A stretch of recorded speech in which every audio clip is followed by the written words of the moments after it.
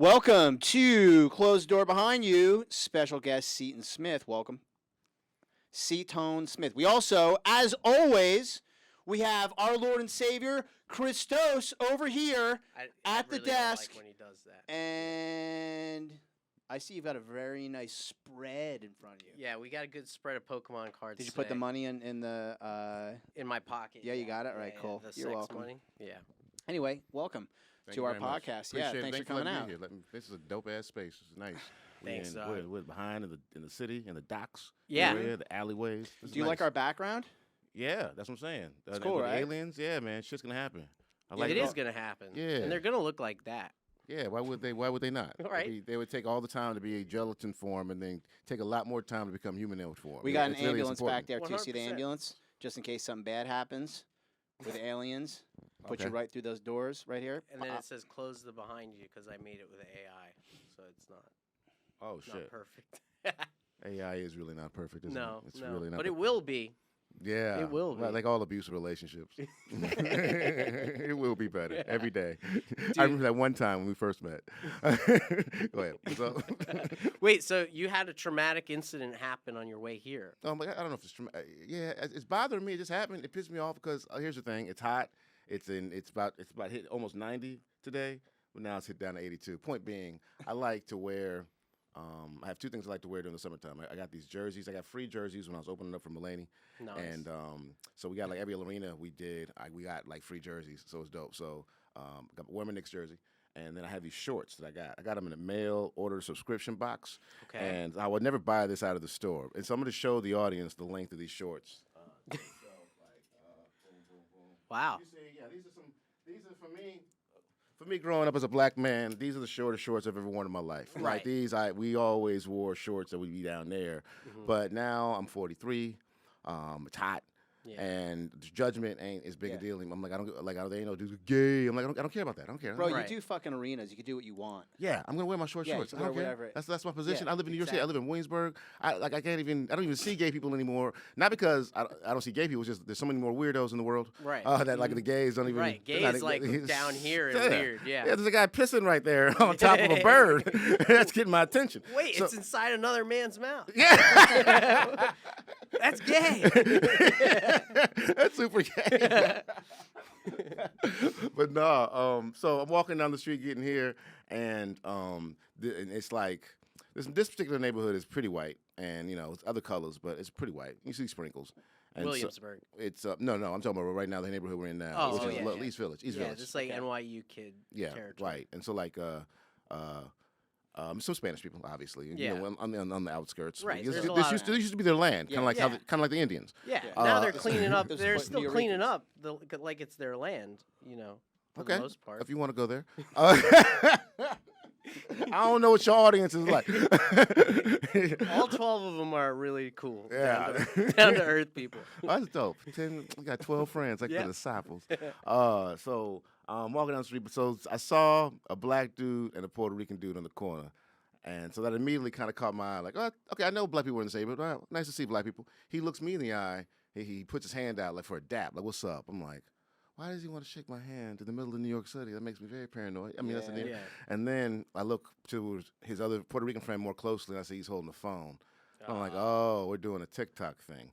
And then I look behind them. They're in front of the window of a restaurant, and they got like a producer and another chick at a table looking at the scene. I'm like, Jesus, I walked into a real production. This is okay. All right. I'm like, you know what? I'm a comedian and performer. Let's see if I could, do something that'll help the production. That's my thinking. Right. So you whipped your cock out. I wish. I wish I did that. Honestly, in retrospect, you're gonna listen to the story. I wish he comes up, hey man. He said, hey bro. I'm like, hey man, how you doing? Hey man. So this is a predominantly gay neighborhood, right? I'm like, oh shit, here we go. But it's not, though. No, It's not. It's not. That's why I'm like, oh shit. And so he doesn't even answer. That's not even a question. He's like, all right, so it's probably a gay neighborhood. So I'm gonna ask you, are you homophobic? I'm like, nah, I don't hate gay people. All right, well, would you go out on a date with me? And I'm like, well, that's not the definition of homophobia. And he was like, Oh. yeah, but are you homophobic? I'm like, No. He's like, what, would you go date with me? That's not a definition of that's a trick that I'm ruining, but you got to do.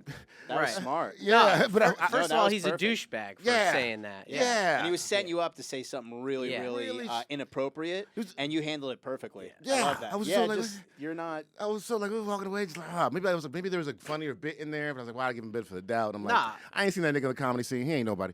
Yeah. Like, I don't know. 100%. He's definitely nobody because he's doing this like bullshit, like trigger, like you know, the people who have no talent that they want to use other people to be the talent for them, the man on the street bullshit. Yeah. I mean, I can't knock on them because one day, fighting the algorithm, I may do some, a man on the street shit. Nah, don't But- sell your soul, bro. Don't sell your soul. They're asking. Yeah. They just gotta give me a price tag, but nah. I mean, again. I know like late night show people will do it, but they actually, not try to make people look bad. Right. I don't like the make people look bad thing. Right. But if he was to be funny, I've seen some funny ones. Yeah. Hot Tui girl. If you give me a hot Tui moment, nigga. Oh, shit. Yeah. All I need is one. But now, there's a lot of there's an uptick of young women who are trying to do the Hawk Tua thing as well. Yeah, I kind of Like when they're like saying unhinged stuff, like when they get interviewed on the street to have that moment. So like everyone's like pursuing this crazy clout. I feel like that's with the gold digger. There's a gold digger like out. There's a woman trying to out gold digger the next woman and say the more outlandish shit. It's like, I can't believe my baby daddy don't want to pay for me and my husband's vacation. Like, Right. Shit like that. Oh, now I gotta say something. Yeah, exactly. You'd No, be like, you lying. you So- handled it well, I think. No, thanks, man. Yeah, that just was I jittered. I had a What do you drunk- say after you checked out? They was oh man, whatever. All right, whatever. All right. Oh, whatever. Sorry, you couldn't give me what I needed. Yeah, exactly. It was Shut like the fuck then they were just talking production. All right, so I feel like we got two. They were talking about the other people they got, and I'm like, yeah, that's the hustle right now. That's the production. Is he still there? Probably still is. Yeah. We should go back. Should be All like, three hey of man, us do you want to on open a pack of Pokemon cards? Yeah. God, this is when you need a good big gay friend. Yeah. Like if you just have just to come in and Like, just shut the fuck up, bitch. yeah. Oh man. Come to your protection, just like whip out with a cape, wearing a cape. I don't know. Something that would just scare him a little bit. But Speaking about this neighborhood, you grew up in New York as well? no, I didn't know. Oh, where'd you grow up? I didn't. My mom moved every 2 years growing up, so I grew up around America. Oh, okay. Yeah, California, South Carolina, What was your favorite place Missouri. growing up? Jersey.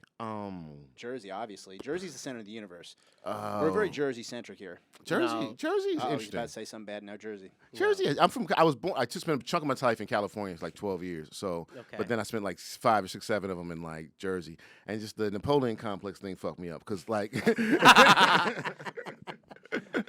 California people are way too laid back, you know what I Yeah, mean? right. But Jersey people are like, what the fuck? You Yeah. come over for dinner, motherfucker. Like it's very like, yo, Right. all right. But they're like the difference is they're laid back, but they're like pieces of shit in California. Yeah, and in, yeah. In New Jersey, they outwardly look like a piece of shit, but actually very kind. Yeah, they'll do wonderful things for you. Yeah. Feed you while you're homeless and stuff. They'll put you up. They'll be sweethearts. But Yeah. yeah, California people won't answer the phone. No. Yeah, Exactly. Well, what state did you start doing stand-up comedy in?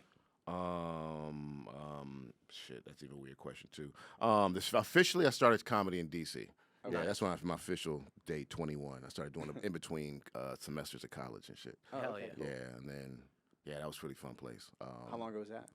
That was 23 years ago. Wow. 2003 was probably my first open mic in D.C. Yeah, and I was just like trying to commit. That first year was hard doing college and school, scatterbrained like a motherfucker. Having a job and doing comedy is also scatterbrained. Once I actually went full time, I was like, whoa, the brain power. Yeah. Yeah. Because then you could just focus on Yeah. writing jokes and stuff. Get overly focused, get lost in your own thoughts, overwhelmed by your notes, all that shit. It's great. Yeah. So what is your process? Like, do you spend a certain amount of time each day writing, or do you spend like you take like one day each week, and you're like, hey, I'm just gonna take all these thoughts that I've written down and like try to see if I can come up with something? Oh, man, I wish I had a very cohesive system right now. My system right now is clearing up where right now I'm just doing a lot of free writing. That's what I'll say. Right now, a lot of free writing and then trying to take moments out of my life and see what's going on from there. And you're just talented enough to just get up on stage and just start talking about these moments, and like something comes up. No. No. Yes. Well, there were moments where I tried that. There was a time I tried that for years where I was just having a thought and nugget and get on stage and just kind of spew it out. Yeah. And then I would just whittle it down to the best parts. But the problem with that is like I ain't actually know how jokes worked. I just kind of went by instinct, and instinct works only when there's no stakes. Suddenly when you got to be funny right there and then in that right moment, shit was like, oh, so that fucked me up. That's why like New York comedy is fun because they force you to do 2-minute mics. I used to not want to like do that. In DC, they made you do 7, minimum 5 minutes, but mostly 7, 10 minutes. So you got time to come up with the thought and get there. You said something very interesting to me right now. You said, I didn't know how jokes worked. Right. Yeah. Can you elaborate on that? Literally, like, how do jokes work? Well, I guess it's maybe an understanding. I understand the basic opening setup punchline, and that's something you could figure out. I think it takes, in my opinion, it takes 3 years to really feel it. You could kind of logically get it, but anyways, you get opening setup punchline. But then after that, it's like, I guess there's another layer of opening setup punchline. It's like, well, what else is this joke right now? What else is happening? You know, like sometimes there's a story, sometimes it's a quip, sometimes it's just a little anecdote. Sometimes I'm trying to explain an event, and I'm just, making fun of what's going on. But sometimes I'm making fun of like a person or just or it's an idea. And then what's funnier? Like for example, little lesson I learned: like everything is funnier in your joke if a character says it.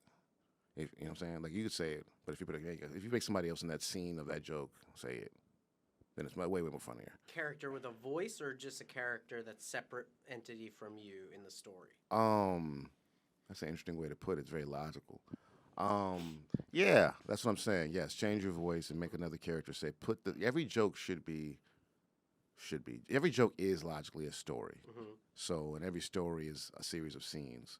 So, really, a great joke is a scene. Sometimes a scene can be one line because you already picture the entire, I'm trying to think of a Rodney Dangerfield joke right now, but I can't think of one. Anyways, but like, I guess he said, no, he opens up with a story. He's like, his 1969 album was my favorite joke, his opening joke. He's like, it's get no respect. And he actually felt like he got no respect because it was 1969 before he actually made money. So it was before so he actually got on the mic and he just sounded like, I get no respect. I came in here. Oh, he said, I came in here to, I told my friend, I was like, can he come watch me record an album? He was like, what? Just give me an album. It was like, damn, that's sad. Oh, that was a great line. So I was like, yeah, that was great. It's a complete scene. If you were there for a moment, you would see what happened. It's like, oh, and a lot of times I had a lot of jokes, so it'd just be the idea of the joke. Wouldn't it be funny if that guy did that guy and boom, done. But no.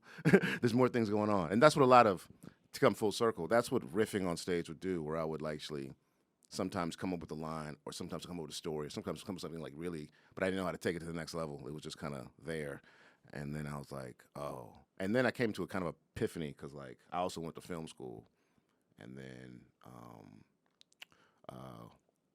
I hate telling this long story, but went to film school, so they learned how to write movies just like that, whereas I'll just keep writing, and then I'll shoot a lot of shit, and then I'll edit it down. And then it's like, all right, there you go, got a movie. So I thought, I can get a TV contract that way. And I realized TV don't work that way. TV wants you to write the script perfect, and then they want you to shoot exactly what you wrote, and then maybe a little improv.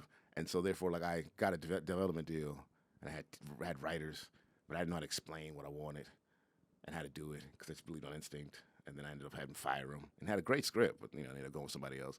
So then after that, I was like, I got to learn how fucking everything works. And so I got kind of my own books of just like crazy. Just every book I could read, like 300 books, I guess 400 at this point, of just like how people look at things differently. Got me lost in hypnotherapy and shit. Shit was fun. I think I got too much into it. I got a little too deep. I think I probably had a good friend like, no, you just go on instinct. But I'm like, fuck that. It's 22 years in, nigga. I know what I'm doing. So at one point, did you decide, like, hey, I'm going to fork away from making film or away from making sitcoms, and I'm going to do stand-up comedy more? Did it just naturally, like, happen? Oh, it never happened. It never happened because, like, after I had 2 development deals. I had one development deal. See, I had one development deal that I almost had in 2019, and a couple of things happened. One of them was COVID. So, and then after that, I went on tour with Mulaney 21 to 23. And then from then, I've been working. I did another movie called My Hero that's coming out. And then I've been trying to write an MMA comedy for the longest.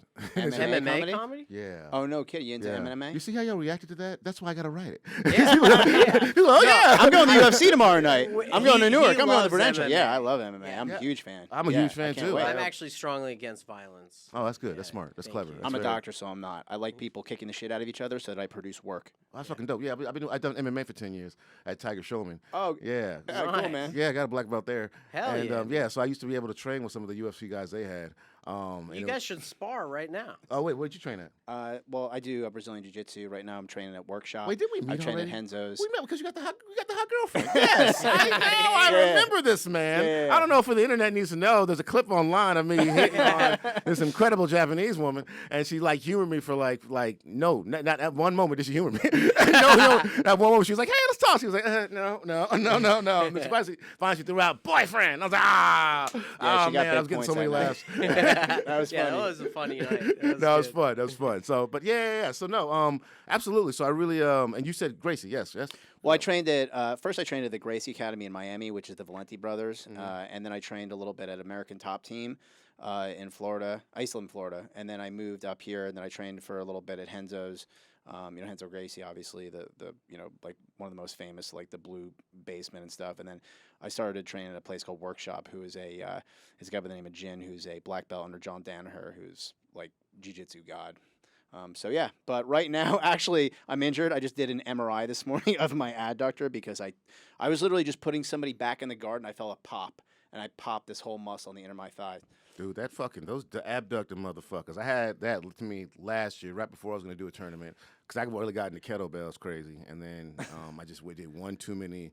One too many swings, and then suddenly the sciatica nerve, and just suddenly, I was like, ah! So I've been fucking working on that shit for. Yeah. Well, you got to come to my office. I'll put some medicine there. I literally am a doctor. I'll put some medicine in your low back. Oh, nice. Yeah. So nice. I do pain management. So I could do like an injection in your low back that'll help that pain you're having. Oh, nice. Okay. Yeah, All right. dude, all he right. does half of the New York comedy scene. He's got a comedian who works for him. Oh, beautiful. Okay.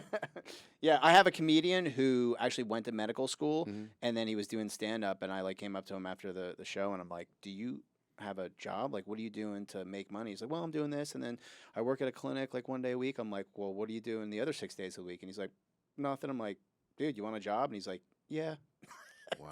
So he's like my main man. That's dope. I actually fought. Rolled with a neurologist once. He was in L.A. and he was like a old black. He was like in his 50s, but I'm saying like an old black belt, and like his black belt looked like It looked like it was white. Yeah, exactly, one of those. Yeah. Like so, I was like, so I remember rolling with him and then just being submitted in the gentlest ways of like parts of the body I forgot. I forgot was a part to be. You were wooed in your I was like, submission. I was like, because he was also hard as a rock, so he could have went hard with me, but no, He was like, erect? I mean, yeah, it was like a big dick man. It was really defied odds. It was like Dude, he was hard as a rock. Yeah, he thought so. And I remember he just submitted me in so many different ways. So Finger locks, slowly. nickel. And I was like, I had 3 submissions had to be just from my hand. I was like, all right, now we're gonna go. And I'm like, no, now we're gonna do the shoulder. Now we're gonna do. I was like, you are a neurologist. He whispered in your ear like, "Take it easy, young blood." Yeah, I cut bodies apart, nigga. This is my playtime. I was like, so I don't know. That guy's fascinated me. I was fascinated. The first time I went to Henzo's, I just went in and was like, "Hey, can I watch?" And they were like, "Sure." And I watched, and I literally looked on the mat. There was like 8 black belts, and like which I'd never seen before. And the speed with which they were training was so slow. Just like you were saying, it was so technical that it was like everywhere they put their hand, the other guy knew where he was going to put it and then counter it. And it was just like almost like a respectful pace that it was like, I was like looking at magic. Yeah. Yeah. You're pretty cool. not supposed to get hurt training, right? Like that's the whole point.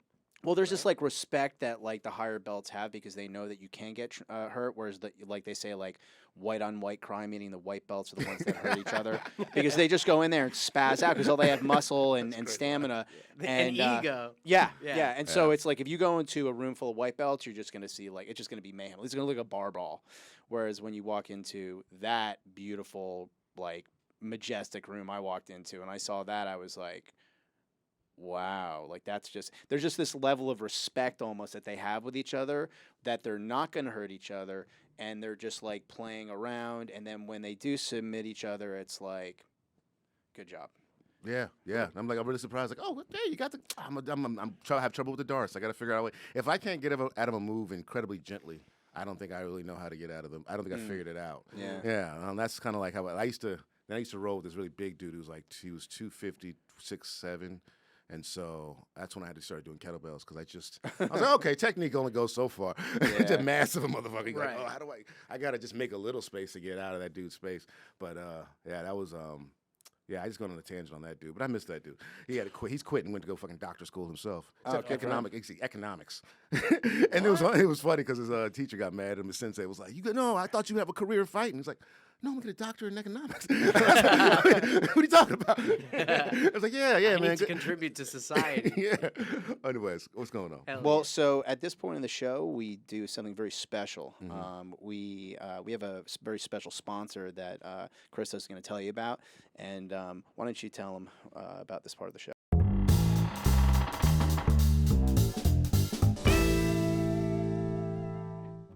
So, Seaton, we are sponsored by Pokemon Trading Card TCG, but the Japanese version.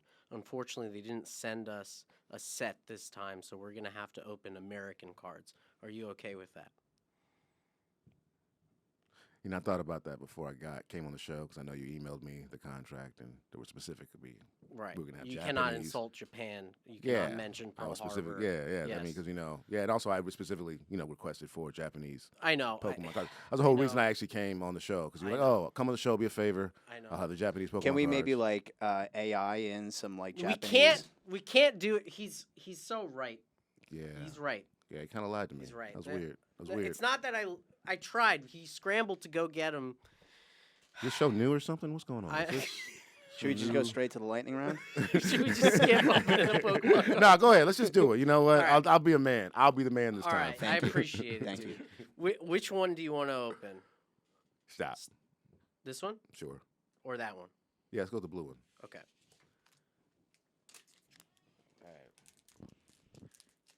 Yeah, open it kind of like a cereal, or like a chip bag. There you go. Just be gentle because there could be a good card in there. Okay. Unless they're resealed. No. Americana cards. Okay. Yeah, just show the camera. You can go fast on the ones that are not, okay. Oh, sorry. not shiny. You just want the shiny one. All I want is shiny ones. So Yeah. this dull one is not. It's useless. Useless for you right now. Useless. Okay. I'm just gonna keep showing the useless ones. More useless. Useless. Useless. The shiny. This is not shiny. No. Okay. Cool. But you actually got the brief. This is good. You're This is going, good, all right. going at a good pace. Yeah. All right. Cool. All right. Boom. Okay. All right. Is this Well, shiny? that's a little shiny. Is it shiny? Which one is that? It's a little shiny. Mud Bray. He's 90. all right. He's all right? He's all right. All right. Put him cool. on the side. All right. On the side. Got something. We got. Is this a shine? That is a shine. Is shine here. Which one is that? This is Team Rockets Married. Oh, that's pretty good. That's Okay. pretty good. Okay. Is this a shine? That You is got definitely shine? a shine. You Which got a one is that? definite Shine. Hydrapple. Okay. That's all right. 170. Okay. So Okay. yeah, that's And then we got No More Shine. oh, there you go. The shines are basic over, energy. everybody. I'm so sorry. You didn't get anything that good, honestly. Yeah, it didn't look that good. No. No, it didn't. Yeah. I didn't. Wasn't that exciting? But hey, that's life. What are you gonna do? Well, I mean, they already started off not being Japanese, so That's I true. was already I'm sorry. starting off in a hole. I feel like I let you down. You did. I mean, you did. I mean, you actually do. I mean, there's no excuse about it. Just gotta keep going with life, you know. Hell yeah. So what else you got planned for the summer? I'm going to Edinburgh and do the Edinburgh Fringe Fest. Oh, that's nice. cool. Are When you is gonna that, in do, like, August? An hour there? Yeah, do an hour for a while. Cool. Yeah. Yeah, our friend Dave is gonna be there too. Oh shit. Yeah. Dave who? Dave Piankowski. Oh, dope. Is he Yeah. doing the same show too? I think because don't you do it at like different pubs and stuff Yeah. or whatever? He Mhm. might be at a different one, but, But he's doing yeah, he's over there. the festival. Is Mine- it working? Sorry. So the cool thing about him is that he does comedy and he also sells tickets. So he's actually going to the UFC fight tomorrow night. He Yeah. got us like some crazy deal on tickets to the Oh, so UFC. you doing? Oh, Marab O'Malley, you going there? Yeah, we're gonna go see Sugar Shane O'Malley fight Merab, and yeah, it should be interesting. I mean, I'm curious. I don't think I watched the last one too because it was just there was a run where I had like 24 in a row pay-per-views. I was just like, I'm giving y'all $80 just for y'all to release a motherfucker on Monday. Right. No, but I support the UFC. I think the UFC is a great product. But I was like, anyway. You got to go to a bar where they have it, and then you have to pay. Well, then again, you probably pay twice as much because you're buying drinks and food. I don't know. I mean, I also still love it. I do want to see this fight. Have though. you been to a fight though in person? I've been only in the local ones. Oh, okay. So I've seen like friends and shit fight, Oh, okay. and in the Nice. cages, and that shit's freaky. Shit, even like standing outside the cage, because like watching somebody fight in the cage, is one of the more a feeling I don't wish on anybody. It's fun. No, it's fun when it's somebody like, oh, that dude's crazy. Not, Yeah. oh, that's Sensei. He works on, like I saw Jimmy Rivera at one point. He's number 5 flyweight, and he had a fight on like, what was that, a Saturday? No, it had to be Friday night fight, and then because on Sunday morning he was teaching, but he got kneed in the face, and so it looked like a turtle crawled under his face, and he was just sitting there, and he was sitting there explaining how to, duck, and I'm like, you were all, yeah, absolutely, let's learn some ducks, let's learn some slips today, Sensei. Crazy. Yeah, so I was like, oh, y'all are men. It looked like So a you do turtle kara- because of the swelling, or how did it look like a turtle? Oh, because I don't know if you saw what the fight he got kneed in the face hard, so it was basically the entire shape where the knee hit, and then it just swelled Became up. a shell of the So- face. Yeah, so Do it you- looks like a turtle. You're a Tiger Shulmans. Do you do karate then? Yeah, Are you so a we fan do. of Yeah, karate? we. Have you heard of Karate Combat League? Oh, that shit's great. Yeah. So funny enough, Awesome, the president, they call him President Awesome. Mhm. I used to train with him when he was a kid Mm. at the Gracie Academy in Miami with the Valente brothers, and he was like 14 years old, and he ended up, becoming a black belt, blah blah blah, and then went off on his own, opened this thing called the Goat Shed Academy, which is in Miami. I follow them. And so he invited me to go to one of the karate combat leagues. It was in Orlando. And literally, I was standing this close to the rim. I don't know if you saw the footage from this one fight. So this one guy loses. His coach runs into the ring to go after the fighter. Awesome. President Awesome jumps. He's in a full suit with his wife, wearing jewelry, jumps into the pit, chokes the coach out, and puts him to sleep in front of hundreds of thousands of people.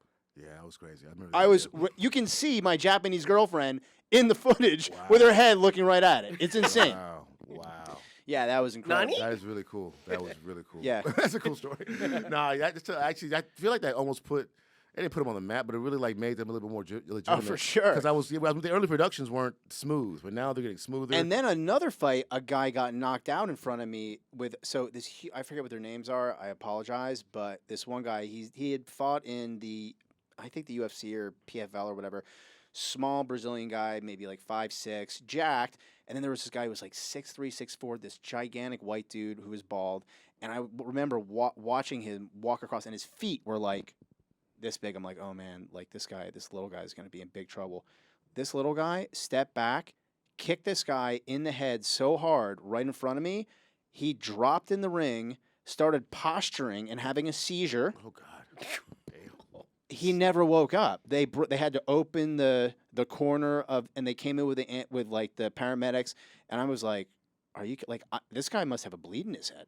Like it was the most like I'm an emergency physician, but I don't usually get to see the guy getting cracked in the head but I was like, that is insane, because I was scared for the guy who cracked the big guy in the face and looked like he killed him.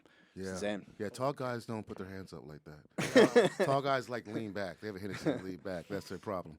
And so if you're a small guy, those little habits, especially you got to get like in the inside. Like I said, I was training with the 6'7" dude for a while, and I was like, oh yeah, there's these little safe pockets. If you get really close in, they don't see nothing, and their arms don't work right here.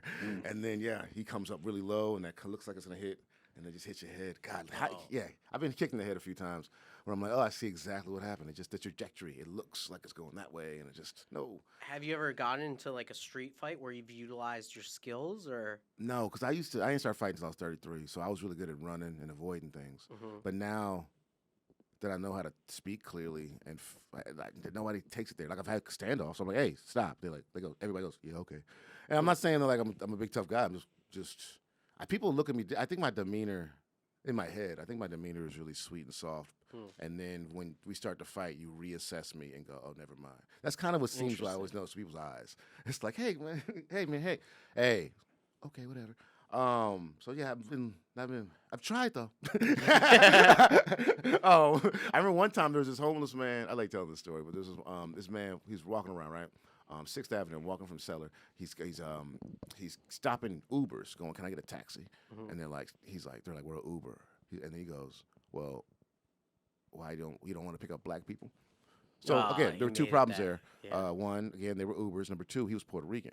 So it was all of it. It was a weird conversation. Like, what? So he's walking, and I'm like, so he's going around. He's like, man, these taxis are racist. These taxis are racist. He's being crazy. And then he walks by an African couple, and he walks by, stands right next to him. He's like, yo, can you believe these racist ass taxis? And they're like, what? He's like, what? You on their side? You want to fuck with them? And I'm following him because I'm kind of excited. And then I notice he's gonna fuck with them, so I get excited. Like, all right, fine. I'm like, hey man, leave him alone. And he goes, what? And he gets in my face really hard, like, what the fuck? What you want to get my fucking? And then I noticed African couple crossed the street and left. So it's really just me and this short guy. I didn't notice he was short. So he's just yelling, and he started going crazy. And I realized, all right, I could either beat the shit out of him, but it's daytime, there's cameras, and that's paperwork, Right. or I can out crazy him. So he goes to me, he goes, yo, fuck you, man, what the fuck you gonna do? Huh? There's nothing but bullshit in this fucking world, man. How you fucking gonna handle it? I'm like, all I see is beauty and sunshine and God. There's nothing but God's light surrounding me and constantly in wonderful and perfect ways. And he's like, and then we keep going back and forth. You know, man, there ain't nothing but suffering. It's like nothing but love, right? and then he finally goes, oh, yeah, but what are we gonna do, man? How are we gonna find this love? And he got all quiet, and I was like, Dude, How are we gonna find this love? You tapped into something in his soul. right up, and then he just walked away. Oh, Dude, you are Obi-Wan Kenobi. That is some Jedi shit right there. That's funny. I was like, we never get into fights because always shit like that happens. You threw him off so hard he ended up calling an Uber himself. He's like, you know what? Light is power. Let me go ahead and open this bank savings account. So you touched on it a little bit, like you're performing at the Cellar a lot. You were opening for John Mulaney. Like, is there any kind of like you obviously had to go through a moment where you transitioned into that like higher caliber of performance and stuff? Was there like a moment that was like your break, like that you got that you remember, or was there like did you strategically navigate to get to that point? What do you think happened? Asking some questions. So you're asking how did I get to the bigger platforms? Yeah, I guess. I mean, you know, like what was your break for you to like kind of step into that arena? No pun intended. I mean, I feel like when Mulaney let me casting me on his sitcom in 2013, nice. kind of allowed me to be doing all the fun stages after that. And started to get known by people. There was a lot of billboards and shit, and it was a very infamous show. Now that he has a hit show now, it's like, all right, well, we can laugh about that other show 10 years ago. It was infamous in a bad way? Oh, yeah. It's dope. You're young enough not to even remember. But it was like famously bad because Mulaney has always been this funny. He's always been amazing. And then he came off SNL and he had the choice to either get Weekend Update or go do his own shit. And he did his own shit. NBC back then did not have a good president at comedy. And it might be the same nigga, I don't know. But he ain't hiring me, so fuck him. No. So they didn't have a really good thing. And so they kind of bought him, and they said, we just bought you. He sold the show. This pilot idea was actually really funny. And then I just saw how, like, the system fucks things up. Mm-hmm. So the pilot of the episode was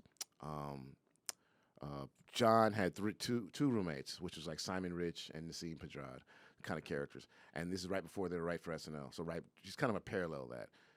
He wants to go. He goes sober. His friends stay high, and they decide they want to get him to get high again. So they create a reverse. What's that shit called? A reverse intervention.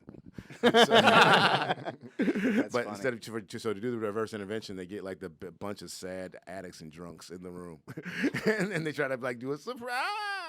We miss you, John. And he's like, "What the fuck is this?" And they're like, "We miss you, John." So that's a show that's sold, and that's a funny, objectively idea. Yeah. And we were like, "Dope, let's do that." I was in this Artie. I always want to say Artie Fuqua, and it's not Artie Fuqua. No, it is Artie Fuqua, the comedian. Yeah. So I was playing a version of him, which is hilarious. So, anyways, the sitcom. I remember. So Tuesday, it was that. NBC did a walkthrough. They did their notes. Wednesday, the script gets changed. Now it's changed to it's the intervention. They were like, it's kind of sad that those guys are kind of sitting there sad. Why can't we have them having a party? Maybe there's a party, but they look sad, drunk. Like, okay, that's a consensus. So we do that. It's a little less funny, but we're doing it. All right. Next day they go, a bunch of sad people, drunk people doing it. They're old. It's weird. We've noticed that the graphs that they actually like young people like to watch young people party. So we'll just put young people in there. Same joke. We're like, well, no, it's not, and it's a little less funny. But you know what? We're gonna concede. We're trying to get a pilot through. Thursday comes around. They go, why is it so sad?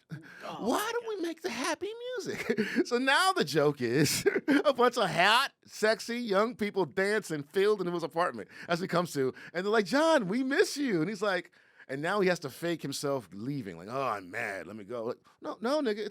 It makes no sense now. Yeah, I want to be there. Yeah, he wants to be there. Yeah. Now the audience doesn't agree what happened, but it's like, oh, it was a bunch of painkiller cuts. Cut. Like, oh, that's how the business works. Until like, yeah, I'm like, oh, that's how that. It's weird how the model even survived. And now it's a side note. Now that I'm trying my own YouTube channel, I kind of see where they're coming from. Now I'm like on myself, like, how can I get some titties and ass so I get people to pay attention to me? Right. So I'm like, the system's crazy. It's the same like in advertising. When I was working in advertising, like you'd come up with like an amazing concept, everything would be beautiful, and then all the other cooks in the kitchen come and fuck it up. Yeah. Too many cooks. Yeah. So the show, anyways, the show got. It was interesting. NBC show got dropped. They picked it back up on Fox. It got a 13-order run, and then the president either stepped down or got fired. The one that picked us up, he got fired or left, and then nobody supported our show, and the show just ended. And then we started on like a Sunday, and then we ended up on like a Friday night.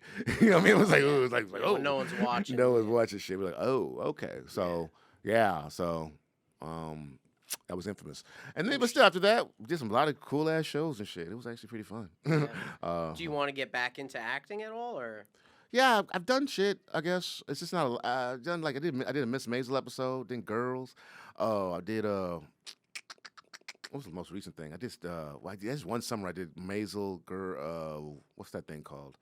It's the Search Party. Party? Yeah. Is that a movie? Search Party was a show. Oh, okay. Yeah, I guess that was 5 years ago.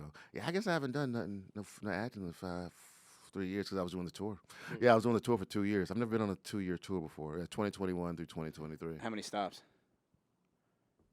So many you can't remember. He told me a number once that we were at 150, but that was like, I feel like that was midway through. Wow. Because we did a bunch of small venues, and then we went to the theaters, and then we went to the arenas, and then we went overseas, and then, So you're just kind of living out of hotels. I was living, it was all the 4-star life that Mulaney lives, and the private planes, and it was really felt like a movie. Where was the coolest place out of all? That must have been an incredible experience over 2 years. Can you remember one particular location that you ended up at, and you're like, man, this is like, I can't believe that this is my life? Red Rock, I think. Red Rock? Red Rock. Performing at Red Rock, because I think we did 2 shows. Yeah, 2 shows. We did one in like early afternoon and one at kind of like later because they had a church service, which is a great place to do a church service. But yeah, that was awesome because that was the first night too. We were all like, it's Easter, let's put some suits on. So I remember the first time I wore a suit at an arena. And I think Chappelle came for that one. This is right before his bouncers beat up that dude. So nice. It was like, I remember feeling the energy of those bouncers. Like, these dudes don't feel right. They were a little too aggressive for no reason. But yeah, that was a magical one. Because then it was like I walked all the way up to the back and I watched like the horizon of like Colorado and then seeing like this. I love that. Did you ever see the South Park? They did the Red Rock South Park live thing? No, that's pretty sick. Like, because over there you could do some really cool. I'm sure they had some like lighting tricks and stuff that there. But like, if you watch even if you're not a fan of South Park, like just the production value there was super cool. So when you said Red Rock, I was like, dude, that's probably like the sickest thing. It's beautiful. Yeah, man. I remember like I wish I stayed an extra day because I remember Wiz Khalifa was there the next day. Oh, that's. I was like, I bet you I can get a ticket because I'm here now. Mm-hmm. I bet you somebody here give me a pass to just watch because I like Wiz Khalifa, also a fighter. He does fight. Yeah, he does Muay Thai and stuff. So cool. I like you saw him change too, his mentality, his energy. It's dope to see somebody before they go into a gym and after. It's like they just walk a little bit just sure on the planet. Right, like I'm supposed to be here, kind of walk. Yeah. Just like there's just less danger. Like, I know. Like I guess like a lot of people walk because they don't know what's gonna happen next. But when you know what it's like to get your ass whooped, you kind of know that doesn't worry you as much. So it's like a lot. It just takes a lot off the table as a man. I don't know Yeah. how other men feel. And I know I was like, oh, that's an ass whooping. I'm good. Yeah. Is there a moment that you had where you were in a high tension environment besides like that homeless dude or whatever, where you were kind of like, okay, I could kick everyone's ass here, so let's just like dial back.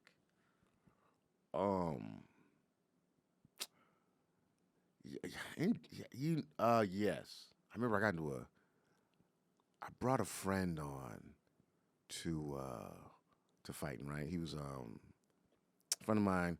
When I first met him, he was big. He got into an accident, and then he kind of like had nerve damage, so he couldn't walk right. So I met him, he was really athletic, big, and then couldn't barely walk.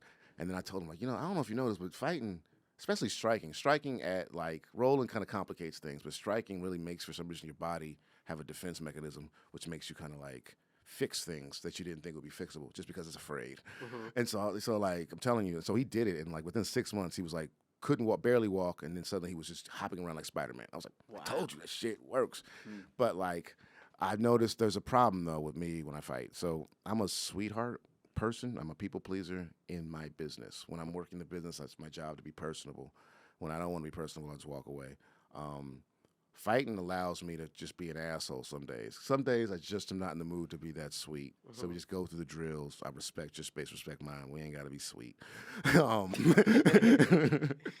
And then I kind of translated because sometimes I got to the point where I had to start teaching people. And then my patience level wasn't like, hey, take your time. I'm like, get it right, nigga. Come on now.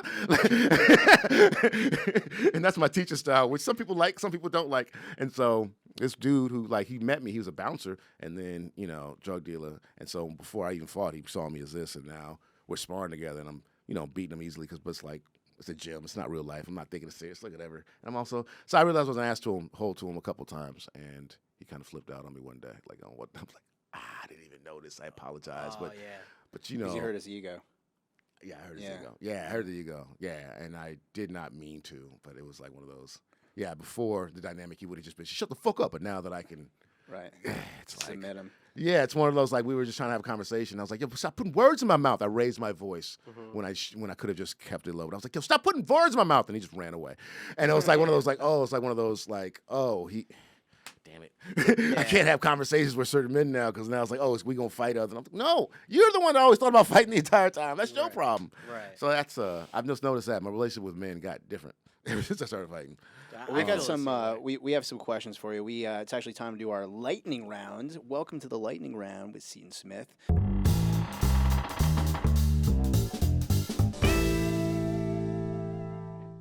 So the lightning round basically asks the same questions to our guests, and I'm going to start with the first round of questions with Seaton Smith, and that is: you unfortunately find yourself in trouble. You get arrested. You're in jail. They give you one phone call. Who's that phone call to?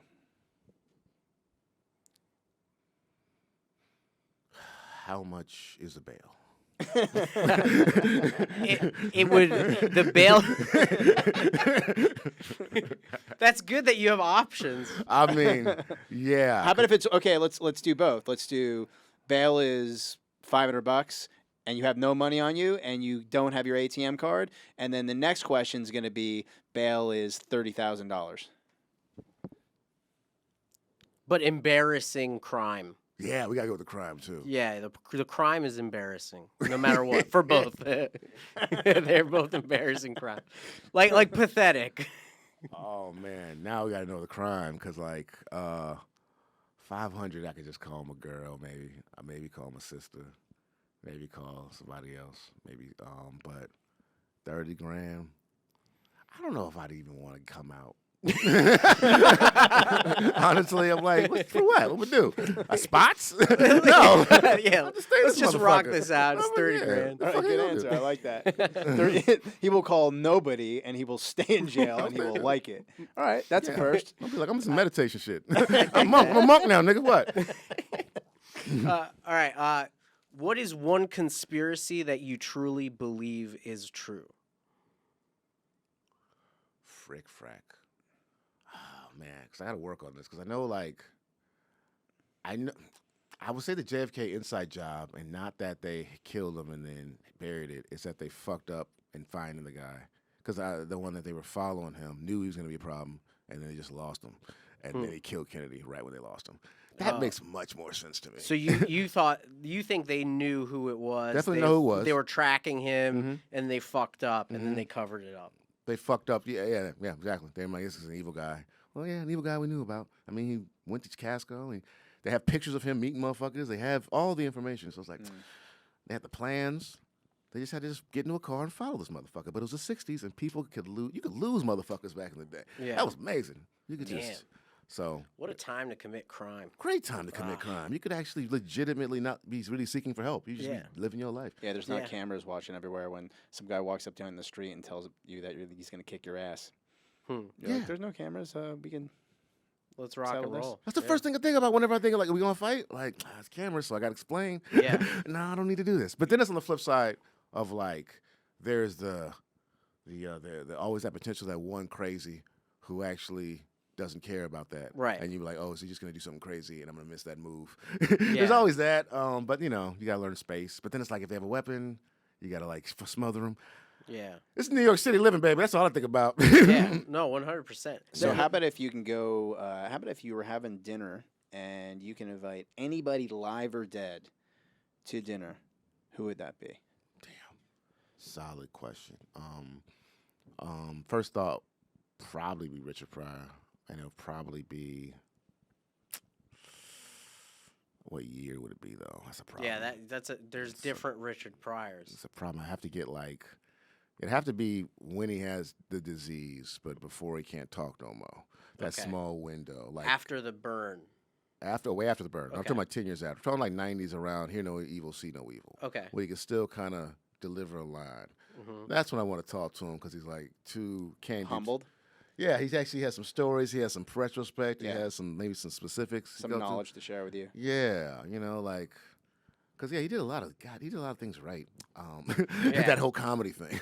Yeah, It goes back to think about his jokes. You think your favorite jokes of his are not lines or characters. He has a few great lines, though. Like, you ever wake up going 60? That line's never not. That line's never not gonna get old. That's good. It's fun to touch on the fighting part. Have you noticed too, like like now everybody's like, you hit me.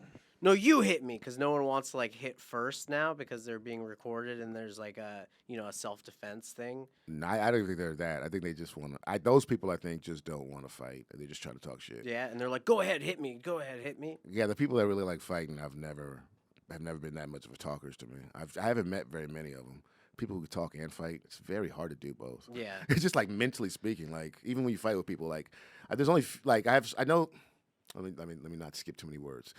I've just noticed, you ever actually try to talk shit during a fight, some people just can't, walk and talk at the same time. And that's why they have certain Chinese Chinese martial arts who make them say cobra and move at the same time. Yeah. So they learn how to say words and talk, say words and fight. So I may a long answer to that question, but nah.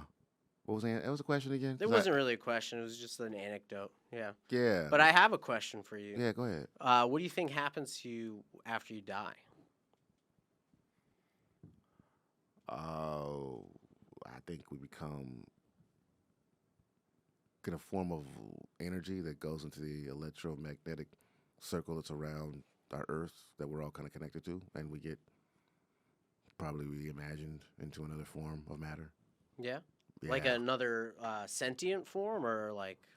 Oh, I mean, it goes to your definition of sentient. So Okay, maybe removing plants, but animals, people. I think there's a kind of a version of reincarnation involving in my thinking, just because, like, again, we all are energy. I never really believed it until I sat next to my dad when he died, and I just really felt a whoosh of energy through. Like people say it's ghosts and stuff, but like, no, there's actually the CIA came out with a paper in 1966 about believing on kind of the argument for God is that the electromagnetic energy that surrounds the Earth, that us being 90% water, we're actually in our nerves and our brain is run by the same electronic energy. So like the idea of law of attraction, seeing what you want, attracting what you want, actually kind of mathematically, magnetically kind of makes sense. Because you like energy, you like. So You're also like inviting opportunity and stuff. Yeah, like you kind of attract what you are. So if you are trouble, you're gonna attract trouble. If you are successful, you attract success. But it's like oh, it's an energy thing. It's always in its emotional connection to that energy. From I don't know. That's kind of think scientifically why. So I think like if we all separate back to the water, earth, electricity, energy, we kind of come back together and something else. I don't know what, but I definitely think we're repurposed. Even if you bury our bodies, it's just a longer process. Yeah, it's. So you think cremation kind of is a disruptor in that whole thing? I do. I kind of want my body lost at sea. Yeah. That's something that's always in the back of my mind. I'm like, I don't think I want to be buried. I think I kind of doesn't make sense. Yeah. I think it makes sense for the people behind me. I think like, yeah, definitely need a ceremony of goodbye. But you don't need my body. Yeah. Yeah. Yeah, I feel like cremation, I don't know what it is about it that's unsettling for me. I don't know. Bothers me less. If you spread my ashes on the sea, Yeah. I'll do that. That's Yeah. fine. Do you want us to do you want to Yeah, I'll put that. Let's put that in for paper. you? Let's put yeah, that on put it in paper paper. Cuz I'll do it, man. Yeah, I'll go do to the it. sea. I get seasick, so I might throw up in your ashes, you know. I'd rather As be they- compost. I ain't Okay. gonna lie. The flowers come from me. That'd be Yeah. kind of dope. That's fair. Yeah. Okay. Well, is it too personal to ask you, like, if you could describe like that moment, you know, and stop me if it is too personal, but like when you saw your dad's kind of energy go away, like what was that? Like how did you qualify It didn't that go moment? away. It went through me. It went through you, like yeah. passed through you. Yeah, like there's I have a lot of thoughts on this, but I remember I took I'm just gonna see if I can say it quickly. I did a hypnotherapy workshop, and it was like a lot of it was based on this idea that of this technique that was created in 1997, a thing called color breathing, where you like when it was helping the people that was in one of the Oklahoma City bombing. People would like have anxiety attacks, and so in order to calm the anxiety attack, they would like close their eyes, use their imagination, surround the room with color, and then breathe that calming color in, which is kind of a hypnotic exercise to just calm anxiety. A singular color or multiple colors? Any color that your subconscious allows. So you ask your subconscious a question: what color would make me feel better right now? And the first answer that comes to your mind, that's the subconscious. And usually, when you question it, you want to know. That's a super subconscious question answer. So, anyways, seeing that your imagination creates affects your emotion, that affects your electricity. You know, that affects how you feel. So there's another part that adds to that, the mob effect. So our heart has a 5-foot radius of emotional, energetic connection. So if somebody in the room feels something, you'll probably feel it too. Some people say they don't, but that's not true because there's also this mob mentality. There's a gunshot, everybody starts panicking. You get much more panic for no reason because everybody else is panicking. That's because our hearts are connected in that emotional way like that. So yeah, watching him die, feeling his energy, I felt that same kind of on that same realm of like, oh, okay, we are. I didn't. Yeah, before I heard the theory, I was like, oh, that doesn't make sense. Now I'm like, oh yeah, I felt this. I felt that energy, and then boom, I was like, shit. And it passed through you, kind of like in this like comforting, like, you know. Comforting is an interpretation. Yeah. For me, it was just affirmed a lot of the thoughts I just said now, which is like, oh, that was emotional energy just went through me, and I felt that. I feel the same when I'm on stage. I feel emotional energy. You feel it when you're like about to have sex, or feel it when you say something wrong. Like just now, when they're not wrong, but when you piss off motherfucker, like when those guys on the street were trying to set me up, and I was like, that's not homophobia, and I just felt the energy, like, oh, but I'm saying no.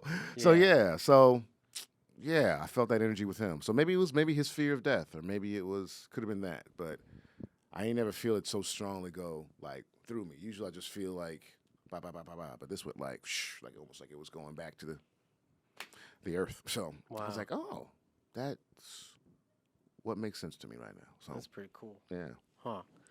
Well, I guess one other question that I have, a lightning round question, is like, what is one life hack that you know that more people should know about? Oh man, more people should know. I'm so self-centered. I mean, you could I need gatekeep like a real good one that you have, but if there's like one that you're willing to throw away. I mean, yeah, my whole mantra in life right now is learning how to relax and fighting a happier thought than the thought I had already. I'm like, okay, that's negative. Let's see if we can make that better. Because then just noticing the energy. Because getting over that anxiety of life I had. I spent like years just doing comedy to escape emotions, and then I had to start facing them. I was like, okay. Been working on that the last 5 years. That's the biggest accomplishment of my life. And what do you think has happened to you once you started facing those emotions? Like, even it doesn't need to translate to stand up, but like in just general. better interactions in life, better quality of life. There was a great line I heard in hypnosis where it was like, the words you use to describe your life, the depth of your life can directly correlated to your vocabulary, because vocabulary speaks to the details of your life. Yeah, there's a better way to say that. I wish we should probably edit that, and I'm gonna say it better right now. Go for it. So let me We tell could you, I use read it as this a book. clip. Yeah, go for it. This isn't a deep clip, but it was something of a. I've said this somewhere else. It was like, if the depth of your life is dependent on the words you use to describe your life, then that means the richness of your life is directly correlated with your vocabulary. So the deeper vocabulary, the deeper life experience you'll have. Because you could either having a bad time, or you can have a frustrating time, or it can be an enlightening time. But the words you keep repeating yourself, that's reality. And I'm like, ooh. Because you're more descriptive overall, right? Jordan, yeah, but it's like this. It's the difference between going, I need to make some money, or I need to make $3,000 by Friday, and it's like one of those goals will be achieved, one of them won't be. Right. So, like, I guess if you just say, I have a shitty life, the life you have is going to be shitty. But if I have a frustrating life, I have options now to deal with the problems that are in front of me, or like even noticing I'm frustrated versus saying, I'm noticing I'm frustrated versus I'm frustrated. Even that little, now I'm getting on another tangent of just identification. Go for it, yeah. This is like basic identification with your emotions versus so basic meditation helps you discover the witness side of you, because at any point in your life, there's always you, and there's you observing yourself. There's always you being mad. There's always a part of you that's not mad, just watching yourself be mad. Because you'll go back, man, I got so mad. You're like, yeah, but you didn't become mad. That's a bad way to say it. I am mad. I got mad. You're making me mad. Versus, this situation is frustrating. I'm noticing that I'm finding irritation happening. Like once you start to notice that, it's like even like that's the first step to you controlling the situation. But if you immediately go react like, this is fucking pissing me the fuck off, now you're not in control. Now you're getting in a fight. Now you're in jail. Versus going, this is a frustrating situation. That means I need to deal with it. I need to sit down and calm and look at what my options are, because this situation will not keep going. Like, that person who says that is going to make a better decision with their life. Right. I like what you just said, because what's funny about it is that you just taught me something, and my next question was, hey, would you like any medical advice? But literally, I felt like you were just advising me on like something that I need in my life, which is to be able to chill out, relieve myself of anxiety, and figure out a practice of meditation myself. So that's cool. Oh, thank you, man. Yeah, Absolutely. yeah. Absolutely. I have not grown at all. I will continue to reflect in the shower on my actions and going, I should have said you're a bitch. Well, I mean, a fighter would understand that because, like, I've had tournaments where, like, I noticed, like, I'm saying, oh my, there's one tournament I was like, oh my God, I can't, I'm scared, and I realized, oh, that's the problem. I got to be like, everything will be okay if I could just get I was in guard, so I was like, if I just get my knee into his butt, everything will be okay. Okay, everything will be okay if I can just posture up. Everything will be okay if I can just break his guard. And then the fight was over after that because I just went into automatic mode. But I was like, oh, it was like those thoughts saved me at that moment. Right. And cool. That was my direct fight lesson. Then it kind of carried on to life. Like, how do I make my life not a losing fight? That's good advice. That's a good life hack. So Seaton Smith, where can people find you? Like, can they find you on Instagram? Like, are you doing anything that people should be looking out for right now? Whether it be on YouTube, or I think you'd mentioned something about a YouTube channel. Yes, Seaton Smith, YouTube.com, Seaton Smith. Twitter, Seaton Smith, and TikTok, Seaton Smith. I'm always dropping content at least once a week, sometimes 2 times, doing fun shorts.